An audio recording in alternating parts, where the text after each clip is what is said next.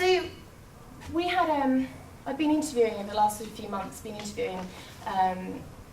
investors and people working in that sector about what are these barriers to change? What are the key barriers to changing or sort of moving away from fossil fuel consumption or investment in fossil fuels to renewables?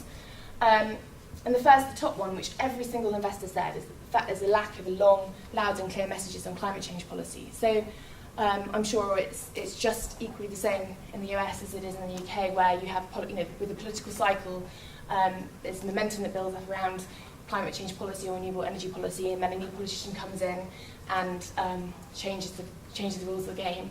And that policy uncertainty every single time wipes confidence away from investors, so they don't want to invest in renewable energy because it's too high risk, because of this chopping and changing. The lack of a carbon price, this herding mentality and short-termism. So herding mentality meaning that the same thing that causes speculative bubbles. Everyone, we're going to continue investing in fossil fuels because everyone else is. So, and we're just going to continue doing that because, if we sort of step out of line, then we're liable to be, if things go wrong, then it's obviously us to blame. So, and then short-termism as well, the fact that traders are working on their quarterly returns, whereas if you're holding a pension, you're thinking about your long-term investment interest, those sort of 20, 30 years. In terms of the planet, obviously we're thinking much longer than that, but that's not considered. So the decision maker is thinking about their 3-month quarterly bonuses and has no interest in sort of the long-term value and the impact that climate change might have on their assets. Climate denial is another one. I'm sure, again, it's something that we're all familiar with, but until there's a kind of consistent message about climate change, it's very difficult for people who aren't necessarily active in that sector to really know what to believe. And that's something that's really, really important. And accounting for the fact that carbon risk is just not included on balance sheets.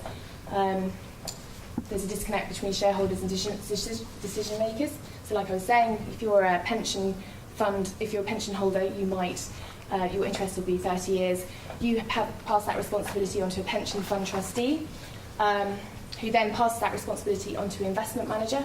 And there, again, that all the way down the decision-making tree, the interest becomes more and more short-term.